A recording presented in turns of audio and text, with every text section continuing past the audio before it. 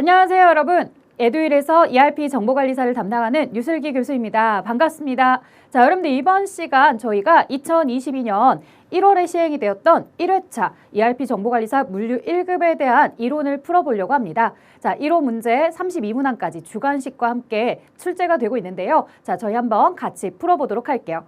혹시 여러분들 중에 유튜브를 통해서 보고 계시다면 우리 실무에 대해서는 에듀윌 홈페이지에서 무료로 수강 가능하시니까요. 에듀윌 홈페이지에서 뵙도록 할게요. 자, 그러면 이론에 대해서 풀어보도록 할게요.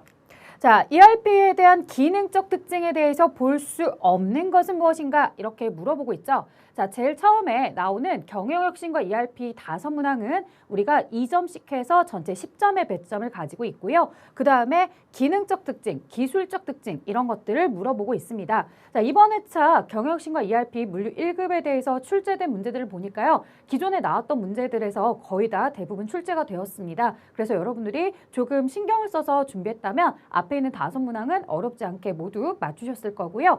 자, 그럼 볼게요. 기능적 특징이다 라고 했을 때 뭐 투명 경영 수단의 기능이 있다. 그 다음에 여러 가지 경영 정보 제공에 대한 경영 조기 정보 체계를 구축하고 있다라고 하는데 우리가 아무래도 ERP 시스템을 활용하다 보면은 전산화되어 있고 그 다음에 우리가 재고가 부족하다거나 이런 부분에 대해서 미리미리 프로그램을 통해서 확인하고 알 수 있기 때문에 미래에 대한 뭐 위험이나 리스크 이런 것들을 우리가 잘 미리 대비할 수 있다. 이런 특징들이죠. 근데 사실은 이런 내용들보다도 여러분들 이제 정답이 되는 게 단일 국적, 단일 통화, 단일 언어 지원입니다. 자, 우리 이거 아니죠. 다국적의 재무제표를 모두 다 보여줄 수 있고 다통화, 그래서 여러 나라의 뭐 엔화다, 달러다 이런 거 다 보여줄 수 있고 다양한 언어를 할 수 있죠. 이건 이제 실무 프로그램을 이용해 보신다면 시스템 환경 설정에서도 우리가 영어 버전, 일본어 버전, 중국어 버전으로 선택을 할 수 있다는 걸 알고 계셨다면 여러분들이 보시고서 아, 이거 다통화지, 다국적이지, 다언어지 라고 충분히 알 수 있었을 것 같습니다. 자, 그 다음 볼게요. 자, ERP 구축 절차의 구축 단계다 라고 이렇게 물어보는데 자, 구축 단계는요 3번째 단계죠. 우리가 분석 단계가 있고요, 설계 단계가 있고요, 구축 단계 그리고 구현 단계입니다. 그래서 뭐 분설, 구현 이렇게 기억하시는 분들도 있을 텐데요. 자, 우리가 여기 구축 단계에서 하려면 모듈에 대한 조합화라든가 즉 예를 들어서 뭐 회계 모듈과 인사 모듈과 물류 모듈 그 다음에 생산 모듈까지 서로 조합화 시킨다거나 출력물을 제시한다거나 아니면 앞으로 이제 추가 개발을 하거나 수정 기능을 어떻게 확대해 갈 것인지 이런 것들은 모두 구축 단계인데요. 자, 3번째 패키지 설치다라고 되어 있는 부분에 대해서는 우리 설계 단계에서 패키지를 설치하고 그 다음에 우리가 원하던 바와 현재 시스템의 갭에 대한 차이 분석이나 이런 것들은 모두 다 설계 단계에서 진행을 합니다. 그래서 여러분들 생각에서는 패키지를 설치하는 게 구축이 아닐까라는 오해들 많이 하시는데요. 패키지 설치는 설계 단계입니다. 꼭 기억을 해주셔야 돼요. 그래서 그 4단계 분석 단계에서 무엇을 하는지 설계 단계, 구축 단계, 구현 단계 이 4가지 각각의 단계들을 잘 기억해 주셔야 되는데요. 그 중에서도 이 설계 단계와 구축 단계를 우선적으로 먼저 잘 구분해 주시고 그 다음 이제 구현 단계 이 정도로 여러분들이 잘 기억을 해주시면 좋을 것 같습니다.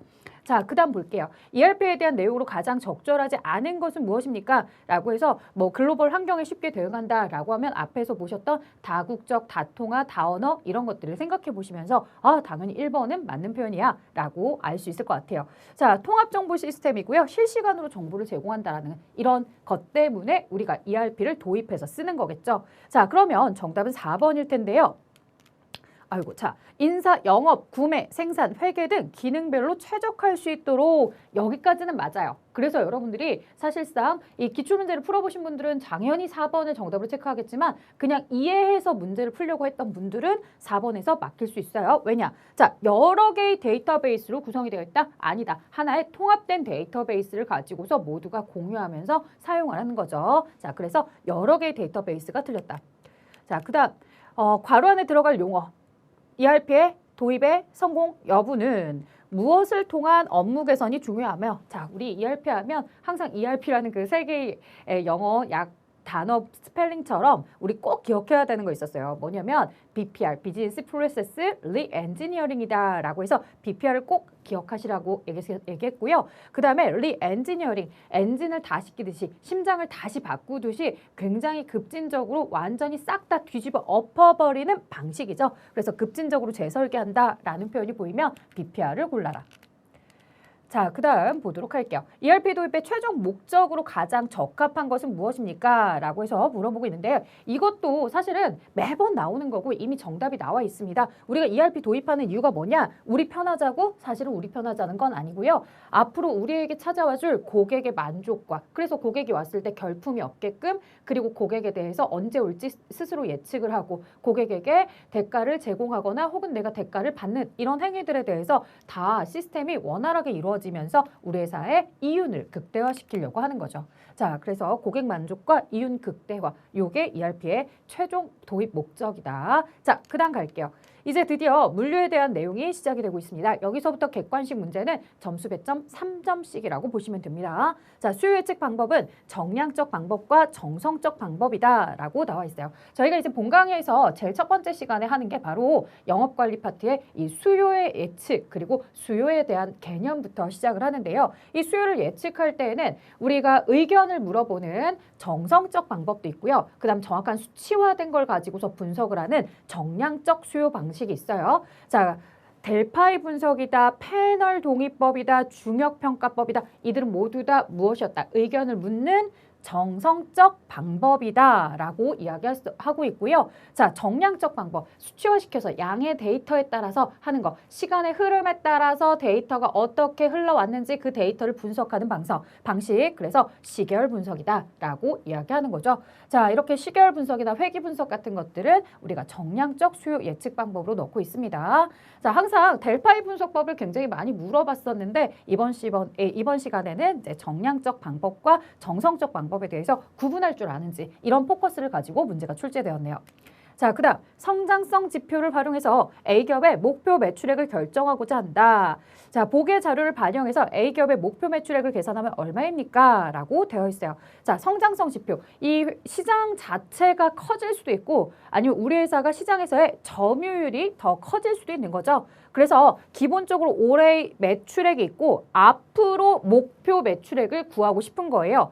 그러면 올해 매출액을 기준으로 해서 우리 회사가 어느 정도까지 이렇게 커지게 될 것인가 이런 걸 이제 상상을 할 건데 상상을 할 때 작년 대비 시장 점유율 증가율이 50%나 증가를 하더라는 거예요. 아, 그러면 우리 회사가 계속해서 50%씩 점유율을 증가해 나간다라고 한다면 다음 연도에는 1 플러스 50%, 0.5겠죠? 이만큼 시장이 더 상승하겠구나.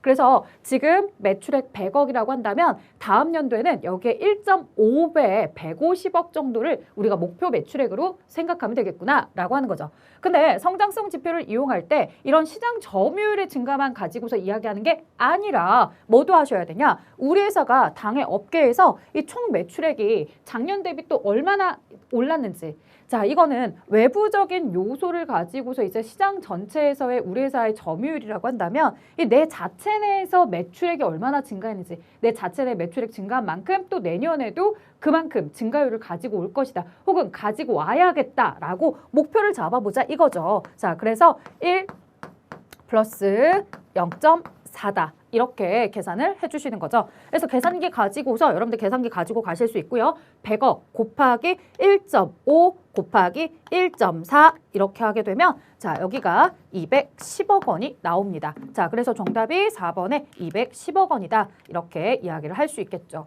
자, 근데 이번에 자, 여러분들 굉장히 특이했던 게요. 이 방식을 잘 알고 있던 친구들은 금세 7점을 먹게 됩니다. 무슨 소리냐?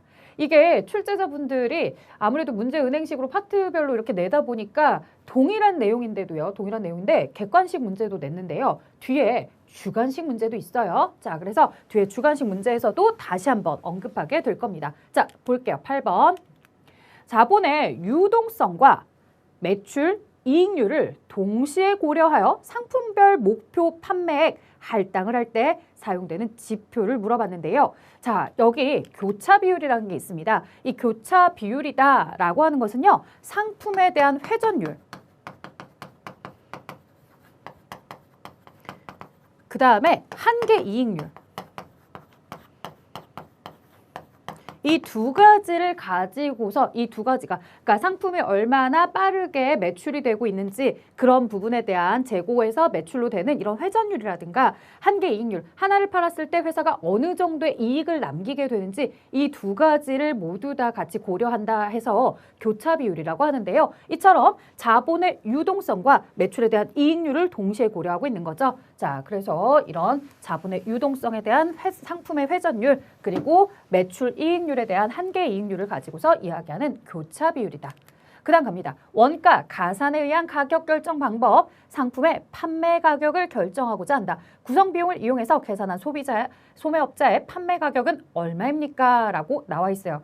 자, 공장에서 직접비와 간접비에 대한 제조 비용을 더해서 제조 원가가 나옵니다. 그렇다면 공장은 여기에다가 공장에서의 이익과 영업비를 더해서 비용을 더해서 그래서 이제 최종적인 판매 가격이 될 거고요. 그 최종 판매 가격으로 도매업자가 사오는 거죠. 자, 그러면 이 도매업자가 사와서 도매업자가 거기에다가 또 도매업자의 영업비와 이익을 붙여서 판매를 하게 됩니다. 자, 그러면 이제 도매업자가 판매하고 있는 가격이 나오게 되고요. 이 도매업자가 이 가격에 판매를 한다라고 하면 소매업자가 이 도매 가격으로 사오게 되는 거죠.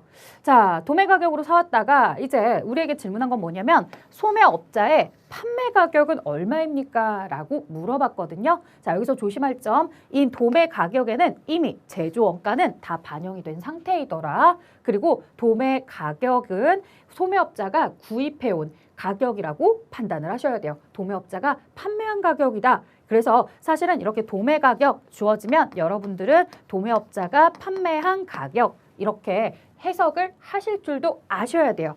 시험 문제는 절대 도매 판매 가격이라고 잘 안 언급해요. 그냥 도매 가격 이렇게 얘기하면 아, 도매업자가 판매한 가격이구나. 그래서 소매업자가 구매한 가격. 그럼 소매업자는 3만 원에 구매해서 여기에다가 소매업자가 자신이 붙이는 영업비용에다가 여기에 소매업자 자신이 얻어야 되는 이익까지 붙여서 판매를 하게 될 거죠. 자, 이렇게 모든 비용이 다 더해지고 이익까지 더해진다면 6만 원에 대한 금액이 나오게 될 겁니다. 소매업자는 이렇게 도매업자로부터 구매한 가격에 영업비와 이익을 붙여서 판매할 것이다. 자, 그 다음 10번 가보도록 할게요. A사의 연간 매출액은 320만 원이다. 기말 매출 채권 잔액은 32만 원이다. 자, 이 매출액과 매출 채권으로 우리는 매출 채권 회전율을 구할 수가 있죠. 매출액이 320만 원 나누기 만약 평균 매출 채권이 있었으면 평균 매출 채권으로 나눠주겠지만 없다면 이제 기말 매출 채권 잔액에 제시가 되어 있어요. 이 기말 매출 채권 잔액으로 이렇게도 우리가 매출 채권 회전율을 계산할 수 있습니다. 자, 계산하면 몇 회가 나와요? 10회.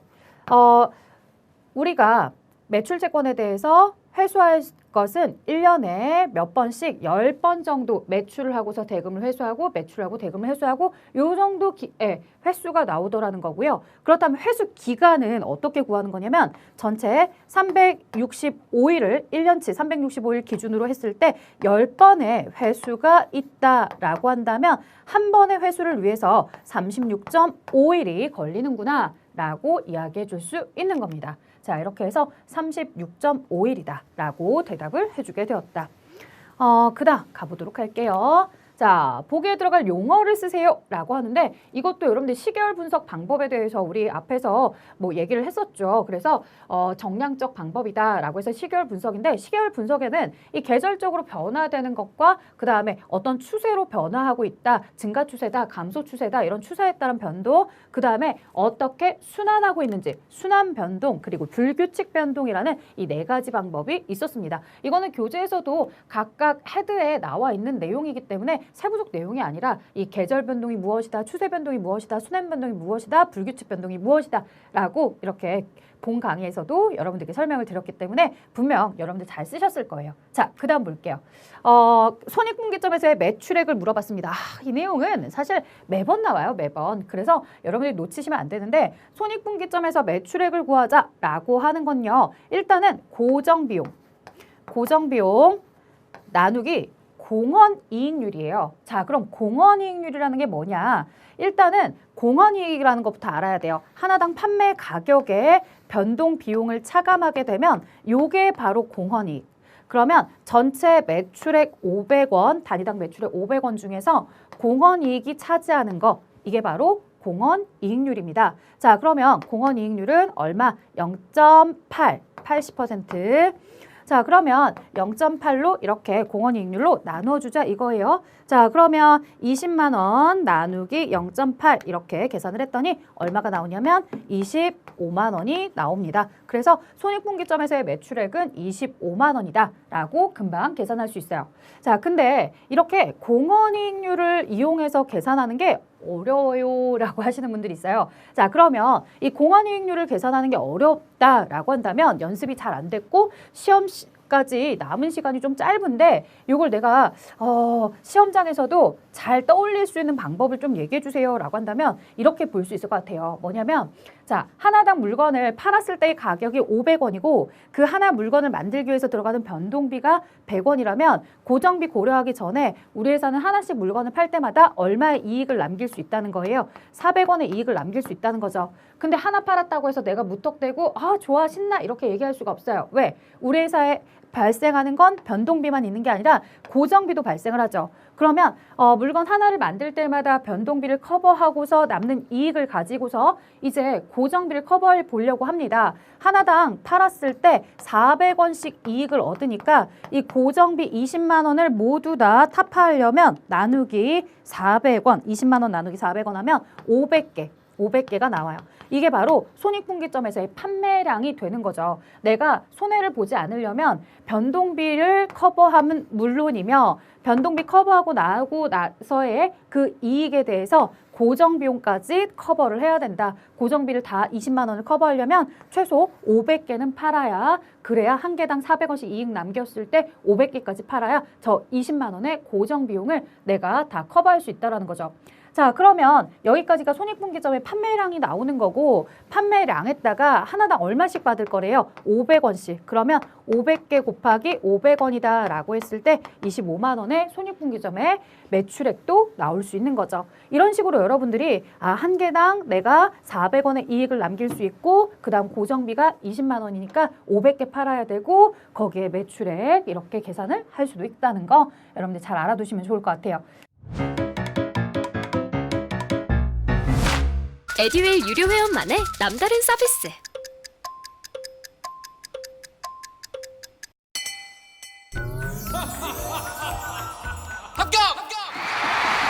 합격하고 돈도 받는 혜택.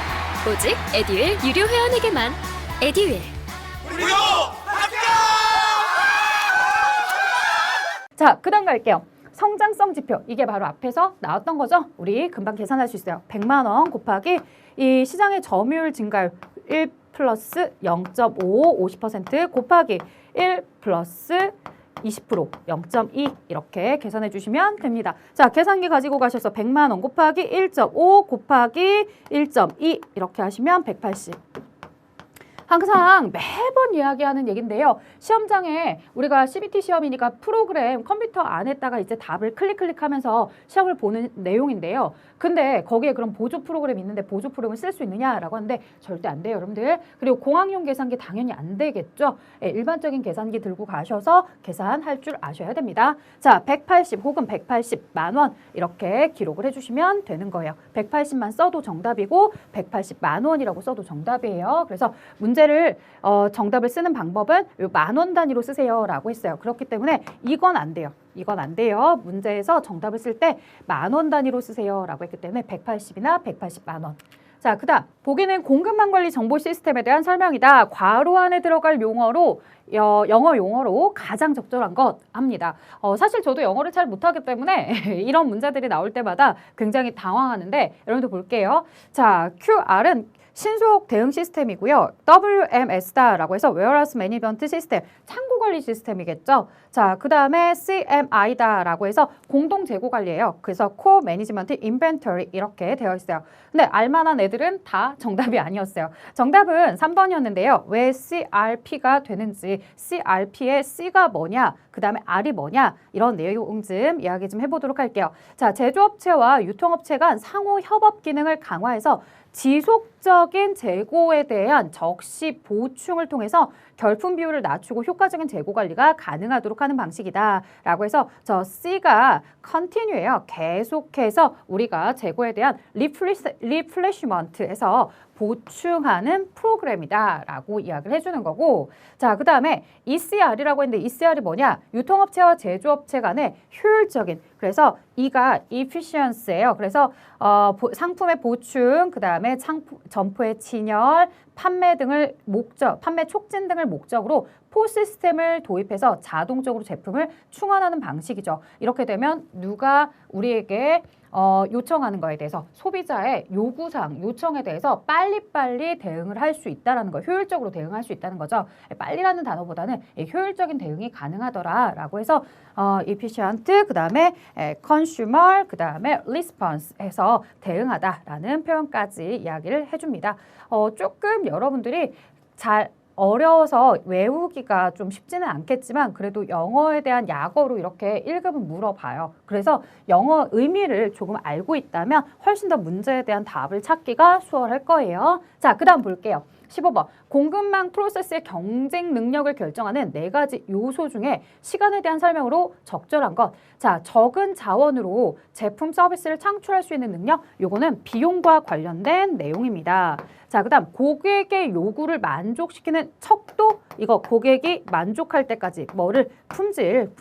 그 다음 설계 변화, 수요 변화에 효율적으로 대응할 수 있는 유연성. 자, 그럼 마지막이 바로 뭐겠어요? 빠른 시간 내에 신속하게 정시에 다 시간에 대한 내용이죠. 그래서 정답은 4번이었다. 자, 그래서 4가지 요소가 보기에 하나하나씩 다 출제가 되었는데 그중에 시간을 물어봤으니까 4번이 정답. 자, 6번 갈게요. 운송 경로 다수의 소량 발송 화주가 하나의 단일 화주에게 일괄적으로 운송할 수 있다. 중앙에 하나로 모았네요. 중앙 집중 거점 방식이다. 이렇게 이야기를 해줍니다. 자, 그 다음 볼게요. 17번. 재고 및 재고 관리에 대한 설명으로 옳지 않은 것. 이렇게 물어봤어요. 자, 예상 외의 소비나 재고 부족 상황에 대비하기 위해서 미래의 위험성에 대해 내가 대비하기 위해서, 리스크를 대비하기 위해서 재고를 가지고 있다. 안전하게 내가 안전장치를 하고 있다. 라고 해서 안전재고죠. 자, 고정 주문량 모형에 대해서는요. 말 그대로 기간과 상관없이 그 주문점, 재주문점 수량이 되면 주문을 하는 시스템이에요. 그래서 재고 수준에 대해서 우리가 재고량을 미리 정해놓고서 재주문점에 도달하게 되면 그 기간이 뭐 3일 안에든 열흘 안에든 언제든지 내가 재주문점에 딱 도달했을 때 주문을 해야 되는 시스템인 거고요. 자, ABC 재고관리 기법에서는 재고관리의 효율성 제고를 위해서 재고 품목을 A 그룹, B 그룹, C 그룹 이렇게 3가지 그룹으로 구분해서 관리하고 있습니다.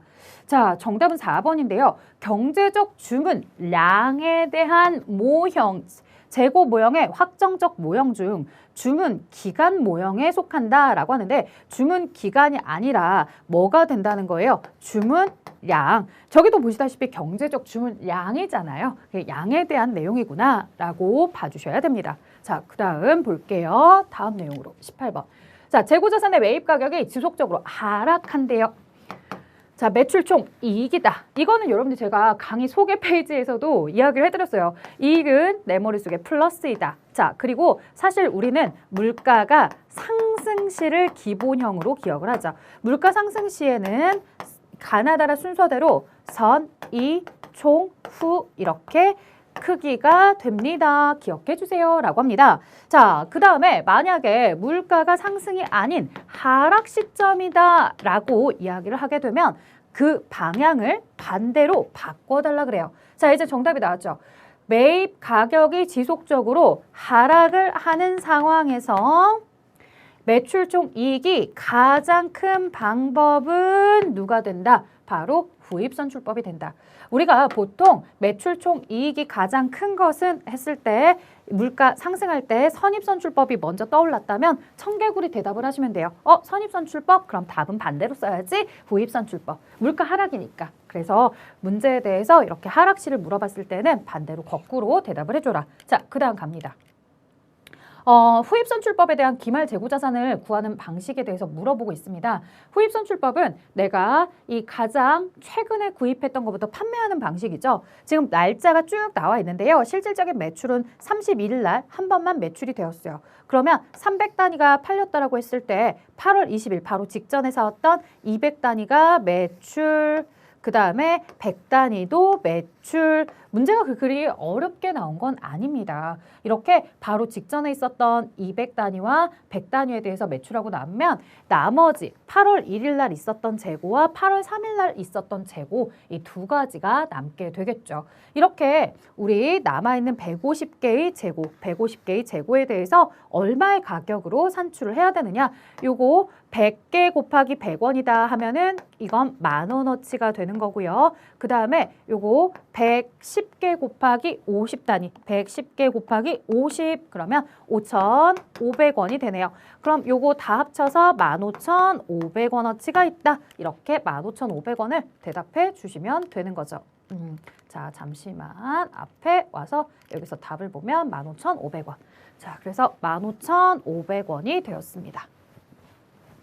자, 다음 보도록 할게요. 재고자산 기록 방법에 대한 설명이다. 보기에 공통으로 들어갈 한글 용어를 기재해달라고 하는데 앞에서 살짝 사실 정답을 보여드려서 여러분들 좀 약간 김센 기분일 텐데 그래도 한번 보도록 할게요. 자, 계속기록법과 실질재고조사법이라는 게 나와요. 우리가 계속기록법이다라고 하면 상품에 이런 T 계정을 놓고서 기초, 그 다음에 매입, 차변이고 오른쪽에 판매, 그 다음에 기말재고 이렇게 이야기를 해주게 되는데 우리가 이 계속기록법이다라고 하면 기초 그리고 매입할 때도 당연히 장부를 기록하겠지만 물건이 하나씩 매출될 때마다 매출한 판매 가격만 장부에 기록하는 게 아니라 이 매출할 때 판매되는 물건의 수량에 대해서도 계속해서 마이너스 카운트를 해 나가는 방식입니다. 그래서 이 판매는 실제 금액으로, 실제 수량으로 넣는 거고요. 이 기말재고 자산은 판매를 이만큼 했으니까 기말은 이만큼 남았을 거야 라고 하는 추정적인 데이터, 추정 수량으로 넣게 되는 방식이에요. 이게 바로 계속기록법이다 라고 이야기하는 거고, 실질재고조사법은 반면 어디에 대해서 판매하는 부분에 대해서는 장부에 판매할 때마다 판매된 수량을 기록하지 않고 나중에 기말에 창고에 가서 남은 수량에 대해서 실제 데이터, 실제 수량을 계산해 봅니다. 그리고서 나머지는 모두 다 팔렸겠구나 라고 이렇게 팔린 내용에 대해서 추정하는 내용. 이게 바로 실질재고조사법의 방식이에요. 자, 이렇게 계속기록법과 실질재고조사법이 어떤 차이점을 가지고 있는지 딱 보여드렸는데요.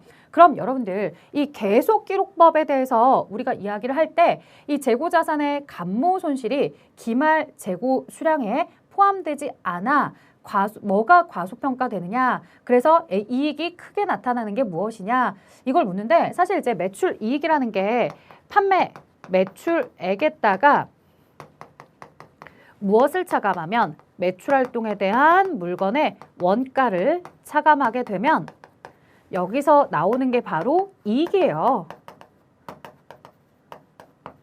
그래서 사실은 우리가 이 매출 총 이익에 대해서 크게 나타난다라고 하면 계속기록법이든 실질재고조사법이든 그냥 우리 뭐가 적겠구나. 수익은 똑같이 일정한데, 예를 들어서 100이라는 수익은 일정한데 원래 이 매출원가가 40이 되어야 하더라. 40이 되어서 이 매출 총 이익은 60이 되어야 하더라. 근데 매출원가가 어떻게 되면 매출 총 이익이 크게 나타나게 될 거냐?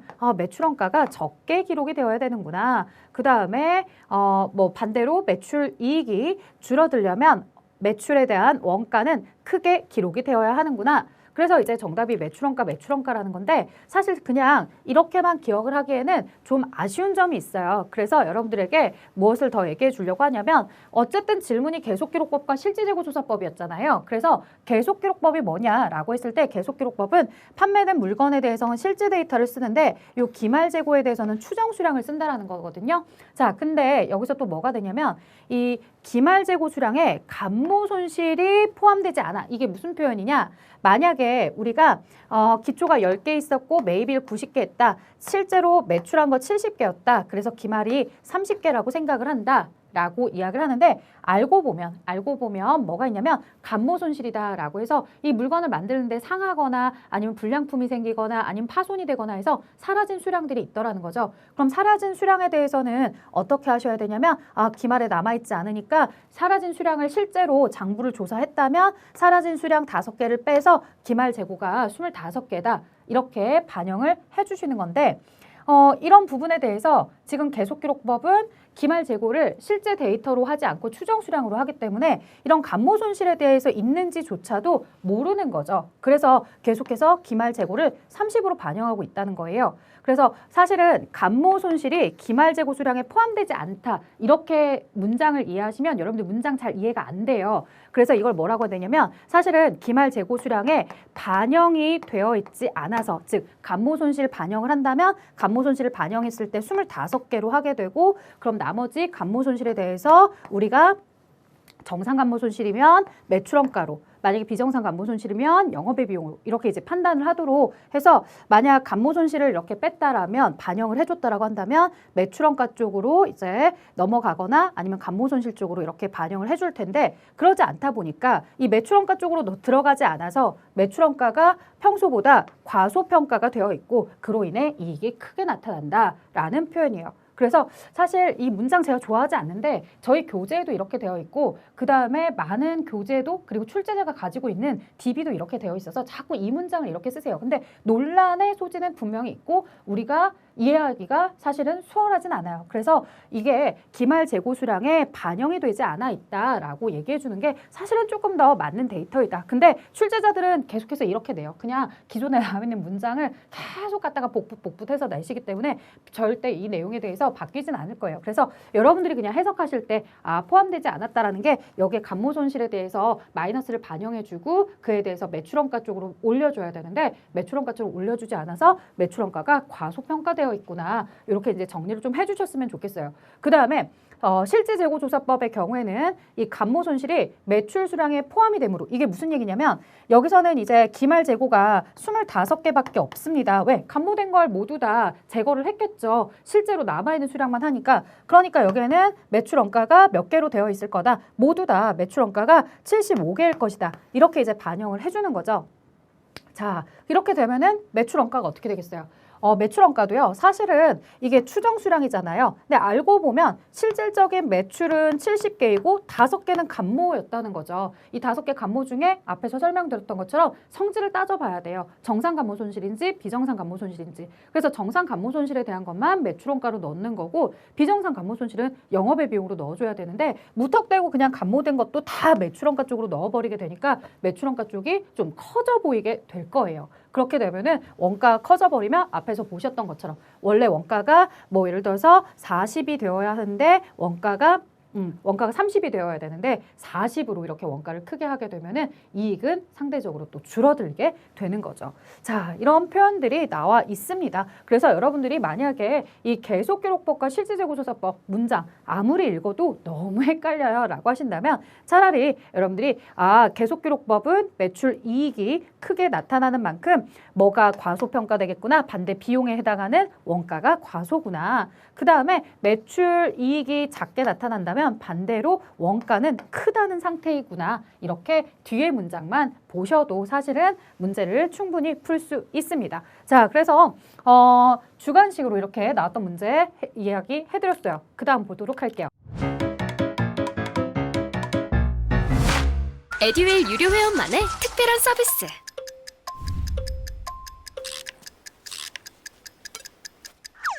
하치하차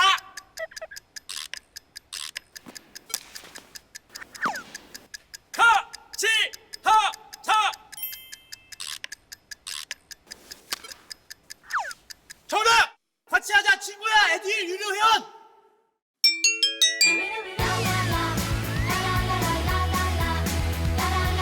친구 소개하고 현금 받는 혜택. 오직 에듀윌 유료 회원에게만. 에듀윌. 자, 비용 중심적 가격 결정 방식 유형에 대한 설명으로 가장 적절하지 않은 것은 이렇게 물어봤는데요. 자, 뭐 제품의 원가의 판매 관리, 그다음 목표 이익, 그다음에 기업이 목표로 하는 투자 수익률, 수익, 비용, 이익 이런 거 모두 다 그죠? 자, 그다음에 제품의 단위당 매출 원가, 이익, 원가도 비용이고 그다음에 수익에서 비용을 뺀 이익에 대한 이 이익률 이런 것들은 모두 다 사실은 비용 중심적 가격 결정이죠. 자, 제가 보기 하나를 안 읽었죠? 바로 2번인데요. 소비자 제품에 대한 평가나 수요를 바탕으로 하는 것. 이거는 이 구매자 중심적 가격 결정 방법이에요. 구매자가 이 제품에 대해서 얼마를 내가 원하는지, 얼마나 원하는지, 얼마의 가격을 제공할 수 있는지 이런 것들 구매자가 자신의 의견을 전달해서 가격이 결정되는 방식입니다. 그래서 비용 중심적이라 구매자에 대한 가격 결정 방식이랑 잘 여러분들이 바뀌지 않도록 구분을 잘 기억해 주셔야 돼요. 자, 그 다음 보도록 할게요. 주식회사 피버비는 거래처와 계약 체결에 앞서서 자세히 유리한 결제 조건을 검토 중이래요. 자, 보통 시험은 이 4가지 중에 하나만 물어보는 경우가 많은데 이번 시험 아주 작정하고 내셨어요. 이 4가지를 다 잘 알아야 되죠. 자, ROG부터 보면은 수취 인도에 대한 뭐에 대한 상품을 수취하고 나서부터 현금에 대한 할인 기간을 기산하겠다. 내가 세겠다라고 하는 거거든요. 그러면 receive of goods 해가지고 receive 받은 날, 수취한 날이 언제냐라고 하면 지금 10월 2일이래요. 그럼 10월 2일부터 7일 이내에 받으면 즉 10월 9일까지라고 한다면 10% 할인해주는 방식. 자, 그 다음에 end of month, 그 달의 끝을 버리래요. 그러면 그 달의 끝을 버리라고 했을 때 계약 체결일 기준으로 했을 때 9월 29일이죠. 25일 이후에는 그대로 버리는 거예요. 그러면 언제부터 날짜를 카운트하게 되면 10월 1일부터, 그럼 10월 1일부터 7일 이내, 10월 7일까지 현금으로 가지고 오면 내가 10% 할인을 해주겠다라고 하는 거고요. 자, 어드밴스드다라고 하면 선일부, 미래의 어떤 날짜를 지정해 주는 거죠. 그 미래의 어떤 날짜, 실제로 계약 체결일은 9월 29일이지만 날짜에 대해서 기산을 할 때는 9월 29일이 아닌 우리가 10월 3일 정도부터 카운트하기로 했어 라고 하는 거예요. 따라서 10월 3일부터 7일 이내 즉 10월 10일까지 갚으면 10% 깎아줄게 라고 하는 방식이에요. 10월 3일부터 7일 이내니까 10월 10일까지 갚으면 10% 깎아줄게. 자, 그 다음에 여기는 뭐냐면 기본적으로 계약이 체결되고 나서 7일 정도의 기간을 준대요. 자, 그리고 나서 여기에 며칠을 추가로 더 엑스트라 데이를 주냐면 10일을 더 추가로 주겠다는 거죠. 그러면 17일 정도를 주는 거예요. 자, 그럼 17일 정도를 준다라고 했을 때 우리가 계약 체결을 29일부터 30일까지 9월달 이렇게 이틀 버리고 그 다음에 10월달에 5일에 여기에다가 10일까지 해서 10월 15일까지 되겠네요, 대략. 자, 10월 15일까지 돈을 갚으면 얼마? 10% 할인을 해주겠다라는 얘기죠. 자, 그러면 여기서 이제 중요한 게 뭐냐면 여기 10월 12일에 대금을 지불할 경우 이렇게 되어 있어요. 그러면 실질적으로 10월 12일 대금을 지급했을 때 현금 할인을 받을 수 있는 조건은 뭐밖에 없냐면 이 D밖에 없어요. 나머지 A, B, C 같은 경우에는 10월 12일 이전에 이미 그 할인 기간이 종료가 된 상태예요. 그렇기 때문에 12일 날 갚았을 때에는 10%씩 할인을 못 받고 그냥 전체 금액을 모두 다 납부를 하셔야 되는 거죠. 자, 이렇게 했을 때 계약 금액이 10억 원이었다. 10억 원이었고 이 D에 대해서만 10% 할인을 받을 수 있기 때문에 얼마? 9억만 갚아도 되는 것이었더라. 나머지는 모두 다 10억씩 갚아야 되는 내용이죠. 그래서 질문이 뭐였냐면 결제 금액이 가장 적은 거, 실질적으로 할인을 받았던 D밖에 없고요. 9억 원이 되는 거죠.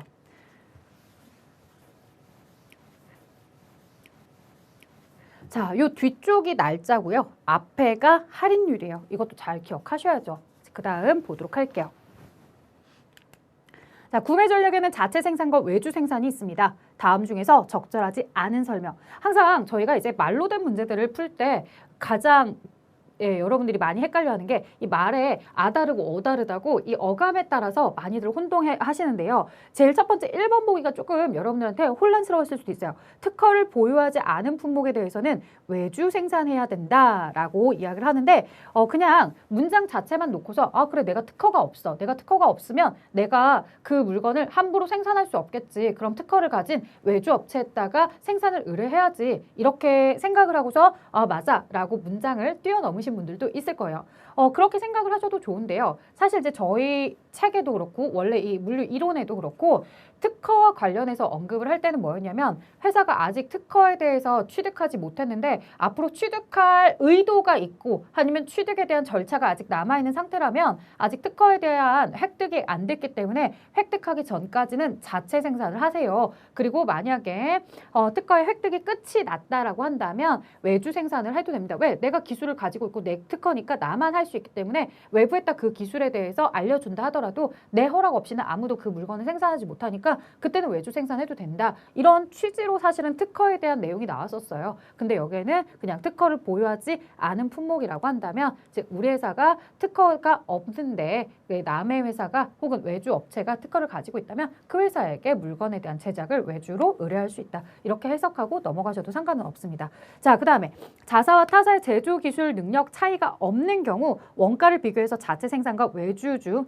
선택을 한다라고 합니다. 그렇죠. 제조 기술의 능력 차이가 없어. 내가 생산하든 제가 생산하든 품질이 똑같아. 그러면 내가 생산하는 게 비용이 절감인지 아니면 외부에다가 맡기는 게 절감인지를 따져서 외부일지 자체일지를 선택하시면 되겠고 다품종 소량 생산인 경우에는 자체 생산이 유리하다? 여러분들 다품종 소량 생산이면 규모의 생산이 안 돼요. 다시 말해 무슨 얘기냐면 다양한 품종을 하나하나씩 제작을 하려다 보면 그 제작하는 시간이나 비용들이 굉장히 비효율적으로 많이 들게 되죠. 오히려 우리가 동일한 제품을 대량 생산하게 되면 말 그대로 대량으로 대기업이나 이런 데서 찍어내는 것처럼 이런 경우들은 내가 하나당 단위당 원가를 줄일 수 있지만 사실 이 경우에는 뭐가 더 낫더라? 외주에다가 주는 게 훨씬 더 낫겠더라. 자, 그 다음에 납기 단축에 대한 요구 뭐 당장 일주일이 아니라 내일까지 해주세요. 오늘 당장 해주세요 라고 한다거나 일시적 주문이 발생할 때는 외주를 줘서라도 이제 고객과의 신뢰관계를 돈독하게 유지하는 게 좋겠죠. 자, 그 다음 볼게요. 다음에 공급자를 선정하는 방법 중에서 객관적인 평가 기준을 이용해서 공급 기업을 비교해서 선정하는 방식 이렇게 물어봤네요. 객관적인 평가 기준이다 라고 하는데요. 이 우리가 공급자를 선정하는 기준 방식에는 크게 두 가지가 있죠. 하나는 평점 방식과 그 다음에 경쟁 방식이 있는데요. 지금 보시는 것처럼 평점 방식에 대해서 물어보는 거예요. 그래서 객관적인 평가 기준 1번 항목, 2번 항목, 3번 항목 이렇게 항목들로 놓고서는 이 점수를 주듯이 평점을 매기듯이 상중하 이렇게 매기듯이 우리가 처리하는 방식이죠. 그 다음에 경쟁 방식에는 이제 1대1로 하는 수의 계약이다, 지명이다, 제한이다, 그 다음에 이제 뭐 여긴 없지만 일반 경쟁 방식이다. 이런 것들이 있습니다. 자, 그 다음 볼게요. 원가 구성 정보. 사실 이 문항은 여러분들이 기출문제를 다운로드해서 받아보시면 이 문제 삭제되고 없을 거예요. 왜냐하면 모두 정답 처리가 됐는데 감사하게도 제가 풀어보기 전에 우리 어떤 학생분께서 풀어보셨어요. 그래서 아무래도 에듀윌 같은 경우 수험생에 대해서 많이 계시다 보니까 그런 경우들이 종종 있으세요. 시험을 보고 왔는데 내가 가채점을 해봤는데 혹은 문제를 풀어봤는데 문제 좀 이상하다라고 해서 먼저 이렇게 얘기를 해주시는 경우가 생기네요. 드디어. 자, 어디가 잘못됐었냐면요. 사실은 여기 직접 재료비가 아니었어요. 그래서 직접 원가다라고 하는 부분이었고 그래서 그분이 이제 의문을 제기하셔서 제가 주관사했다가 나중에 이 신청 기간이 좀 종료되긴 했지만 다시 한번 여쭤봤더니 모두 정답으로 해드리겠어요 라고 했죠. 그분 아니었으면 아마 이 주관식 문제에 대해서 사전 배점을 못 받아서 혹시라도 불합격하실 수 있었던 분들 사실은 이제 합격을 하신 건데 하나하나씩 볼게요. 여기 제일 먼저 뭐부터 있었냐면 제조원가부터 있었어요. 제조원가는 직접 경비, 그 다음에 직접 재료비, 직접 노무비 이렇게 직접 원가들 세 가지를 더하는 거죠. 그러니까 직접 원가다 라고 하면 직접 경비, 직접 재료비, 직접 노무비 이 세 가지를 다 더한 거. 그래서 얼마가 돼야 되는 거예요? 400원, 500원, 600원 이렇게 600원이 돼야 하는 거죠. 근데 여기에 직접 원가라고 잘못 제시를 한 거예요. 근데 200원이래요. 아무리 생각을 해보려고 해도 이 두 가지가 여기 안에 다 들어가 있어야 되는데 200원 너무 적잖아요. 400원이라고 하든가. 그죠? 자, 그래서 이 내용이 나중에 알게 됐죠. 아, 이게 직접 원가를 내고 싶었던 게 아니라 직접 재료비를 제시하고 싶었는데 오타구나. 자, 근데 그 오타로 인해서 완전히 다 어그러지는구나. 그래서 모두 정답 처리해 준 거죠. 자, 그 다음에 제조간접비. 근데 이런 문제 유형들은 계속해서 나오고 있었어요. 자, 이렇게 하면 제조원가 1,000원.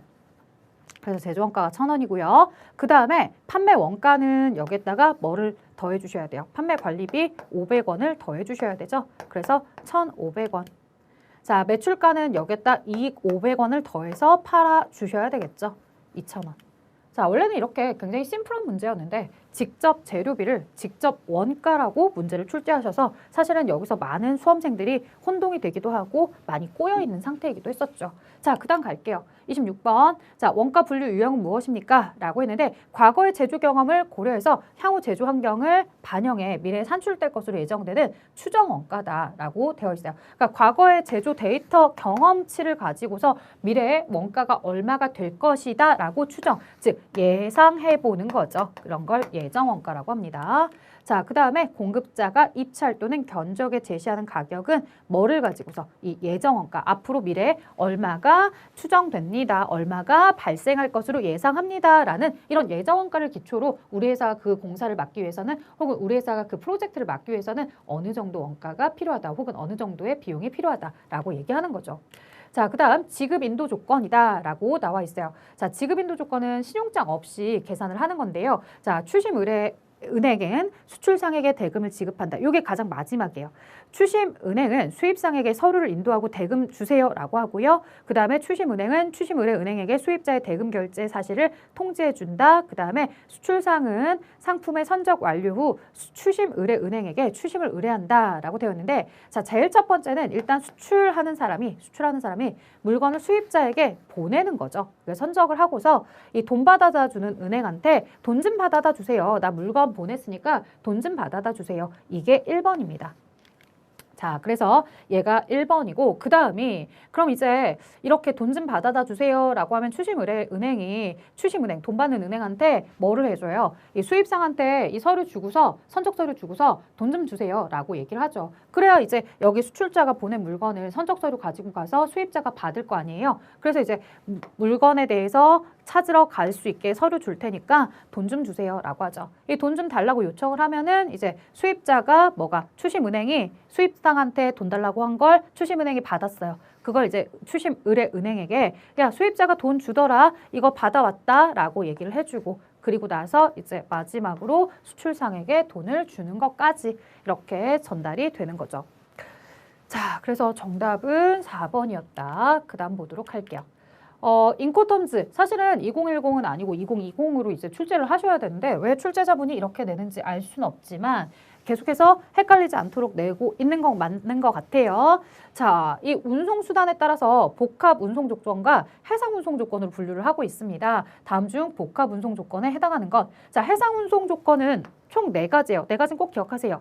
자, 본선 위에 올려놓는다거나 배 옆에 갖다가 놓는다거나 아니면 운반을 하면서 내가 운반 비용까지 선적한 이후에 운반 비용을 내준다라거나 아니면 CIF인가 라고 해서 우리가 뭐까지 주는 경우에요. 지금 보험료까지 내줄게요 라고 하는 방식. 요 4가지 방식이 해상 운송 조건이에요. 이 4가지를 제외한 나머지 방식은 모두 다 복합 운송 조건이에요. 자, 그래서 이 4가지를 잘 기억해 주시면 됩니다. 자, 그 다음에 볼게요. 보기에서 설명하는 환어음에 해당하는 유형, 제시된 날짜부터 일정한 기간이 지난 후 기한 후 환어음이죠. 이렇게 문장 안에서 여러분들이 단어를 잘 체크하실 수 있습니다. 자, 30번 갈게요. 다음 중에 내국 신용장과 구매 확인서에 대한 설명으로 적합하지 않은 거. 자, 2가지는 사실상 영세율에 대해서 적용을 받는다거나 영세율에 대한 수출 실적을 인정받는다거나 영세율 세금 계산서를 발급해야 된다거나 이런 내용들이 모두 다 동일해요. 근데 왜 내국 신용장과 구매 확인서가 나뉘느냐? 가장 중요한 것은 바로 은행에 대한 지급 보증이죠. 이 내국 신용장은 지급 보증을 해주지만 이 내국 신용장을 발행할 수 없는 회사들이 구매 확인서를 발행하게 되는데요. 얘는 지급 보증이 되지 않는다라는 거죠. 이게 가장 큰 차이점이에요. 그래서 은행의 대금의 지급 보증은 내국 신용장과 구매 확인서 모두 가능하다라고 하는데 아니다. 내국 신용장은 가능하지만 구매 확인서는 지급 보증이 되어 있지 않더라. 자, 그 다음에 계속해서 인코텀즈에 대해서 물어보고 있고요. 수출상이 FOB 가격 조건의 목적지까지 운임을 부담하나 보험은 부담하지 않는 해상 운송 조건. 자, 그럼 여러분들 해상 운송 조건을 우리가 앞에서 문제를 볼 때 지금 여기 이 3가지가 해상 운송 조건이에요 라고 이야기했고 여기에 CIF까지 인슈런스 보험까지 포함이 된 요 4가지가 해상 운송 조건이라고 했잖아요. 자, 얘는 이제 배 옆에까지만 갖다 놓는 거고 배 옆에 위에 이제 배 본선 위에다 올려놓는 거죠. 거기에다가 뭐까지 하면 이 배 본선 위에다 올려놓고서 운반비까지 부담을 하게 되면 대신 보험은 아니니까 인슈런스 인슈런스 들어간 CIF는 아니다. 그러니까 이 보기를 보고서도 CFR로 써야 되는구나 라고 여러분들이 알 수 있습니다. 그래서 여러 가지 있겠지만 뭐 D도 있고 E도 있지만 해상 운송 조건을 물어봤으니 그 네 가지 중에서 정답이 될 수 있는 걸 찾아서 쓰시는 거죠. 자, 그 다음에 마지막 보겠습니다. 이 문제는 계속해서 여러분들 물류시험에 나왔어요. 기출문제 풀어보신 분들은 알아요. 우리가 간이 정액 환급이다라고 하죠. 이 관세에 대해서 환급을 해줄 때 중소기업들 같은 경우에 일일이 하나하나씩 다 집계를 하기가 어려우니까 대략적으로 표를 만들어 놓고서 이 정도 금액대는 이 정도 환급을 해주겠다라고 해서 대략적으로 환급을 해줍니다. 그런 표들을 바로 간이정액 환급표 혹은 간이정액 환급 이렇게 이야기해주죠. 그래서 중소기업에 대한 관세 환급 절차를 좀 더 간소화시키는 거고요. 이런 간이 정액 환급은 수출품 제조 시 소요되는 원재료의 납부세액을 정해서 매 건별 관세 등 납부액을 확인하지 않고 대략적으로 일정액을 환급해주는 제도. 자, 이런 간이 정액 환급은 원재료 수입 단계의 납부 관세 등 증명과 소요량 선정을 하지 않고 환급 신청을 할 수 있다까지 이렇게 문제가 출제가 되었습니다. 자, 물류시험 보면 항상 주관식들이 나왔던 내용들이 나오는 이런 간이 정액에 대한 내용들도 있고요. 인코텀즈를 가지고서 이 영어 약자로 쓰세요라고 하는 경우들. 그래서 우리 물류 2급을 준비하셨다가 1급으로 넘어오신 분들은 내용은 아는데 정확하게 점수가 잘 오르지 않는 거 보면은 이런 영어 약어에 대해서 2급에서는 별로 중요하지 않았지만 1급은 영어 약어를 많이 알고 있어야 되더라. 그래서 저도 영어를 별로 잘하지도 않고 좋아하지도 않지만 이런 물류 시험을 위해서는 기본적으로 암기할 내용들은 꼭 기억을 해주셔야 되겠죠. 자, 저는 여기까지 진행하도록 할게요. 여러분들 모두 다 좋은 결과 있었으면 좋겠습니다. 수고하셨습니다.